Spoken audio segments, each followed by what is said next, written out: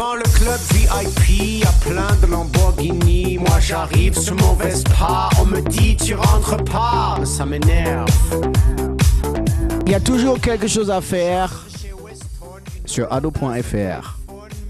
Et ça m'énerve. Qu'est-ce que ça m'énerve?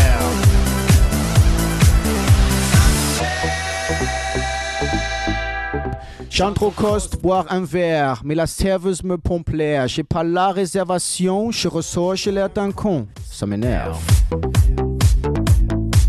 Oui, ça m'énerve.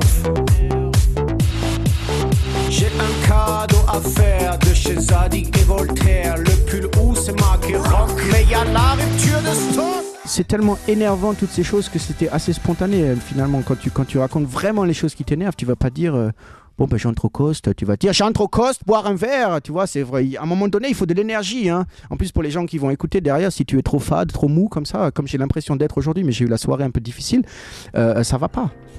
En 1998, l'arrière-grand-oncle d'Helmut, le baron Titten von Fritz, meurt piétiné par un sanglier au cours d'une partie de chasse. Helmut est seul héritier d'une fortune de 300 millions de Deutschmark. Riche mais radin comme une huître, il s'offre une Vespa d'occasion, met ses parents à l'abri et quitte l'Allemagne. Il s'installe alors à Paris et, s'accommodant petit à petit de sa fortune, il va mener une vie mondaine et profiter des meilleures tables de la capitale. Ça représente des choses intéressantes, mais ça représente aussi beaucoup de choses qui m'énervent, tu vois.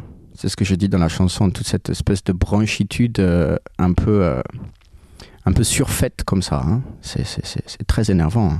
Et je dirais que c'est un paradoxe absolu, Paris. C'est un peu comme la Tour Eiffel, tu vois, qui est très très moche quand elle est éteinte et très belle quand elle est allumée. La ville, c'est pareil, je trouve.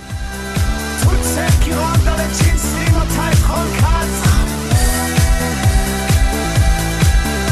La seule vue sur le string te donne envie de laisser savoir. Ça y est, je vais m'énerver là, hein, mais on pousse l'image un peu trop loin, je trouve. Qu'est-ce qu'on va faire avec de la taille 34? Je veux dire, c'est pas appétissant tout ça. Il faut quand même que quand tu regardes une jeune femme, elle soit un peu généreuse, qu'elle ait des courbes, hein.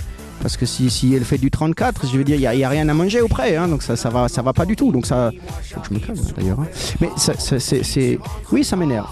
Ça m'énerve. C'est comme les franges où tu vois plus la couleur des yeux tellement c'est long. Hein. Tu te demandes comment elles voient. Hein. Donc c'est quelque chose qui me stresse aussi beaucoup. Hein.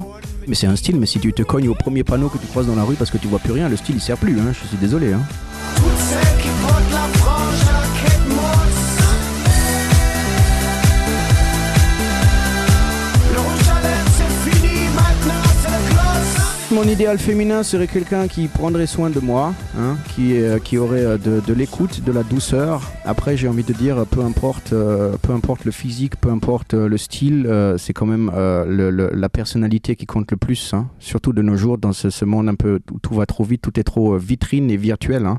Il faut se concentrer sur les valeurs des gens et sur la personnalité des gens. Et c'est ça le plus important chez une femme.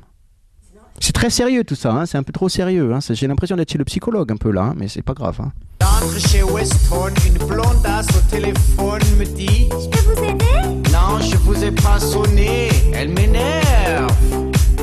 Et mon meilleur ami c'est mon chat, Friedrich, parce que lui me trahit pas. Hein.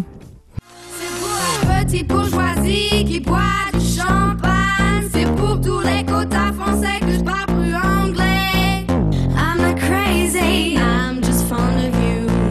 And all the piles of money that goes next to Je vais un matin prendre mon petit déjeuner à la durée, hein, comme très souvent, parce que j'adore le petit pain au chocolat à pistache. Et donc j'arrive à la durée et je rentre dans la boutique et là je vois les gens pétrifiés, terrifiés. Et j'entends quelqu'un qui hurle, qui crie, mais vraiment très très fort, tu vois, et qui dit oui, vous ne savez pas qui je suis. J'ai quand même fait Disco Beach, c'est quand même moi, c'est une honte. Et les gens liquéfiés, littéralement, hein, tout blanc, hein, ils n'osaient plus bouger. Alors je vais voir cette personne, tu vois, je lui dis mais qui êtes-vous? Pourquoi vous terrorisez les gens comme ça? Qu'est-ce qui se passe? Elle me dit mais je suis Laurent Conrad, je suis une star de l'électronique et là je viens manger mes macarons à la framboise et il n'y en a plus et ça m'énerve. Et alors là je le regarde et je lui dis Mais moi aussi, ça m'énerve. C'est mes préférés, les macarons framboises. C'est pas possible qu'il n'y en ait plus. Qu'est-ce qui se passe chez La Durée? On arrive le matin, comme ça, à 15h, il y a déjà plus de macarons framboises. Et de là, la complicité, évidemment, est née. Hein. Et on a fait un titre ensemble. Ça m'énerve tous ces gens qui font la queue chez La Durée.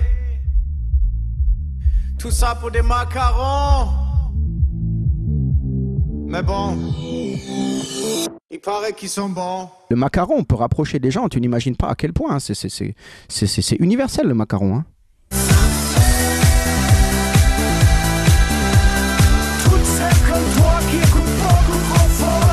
Il y a une phrase du Pancha Tantra du 9e siècle qui dit « De la considération des obstacles vient l'échec et de la considération des moyens vient la réussite ».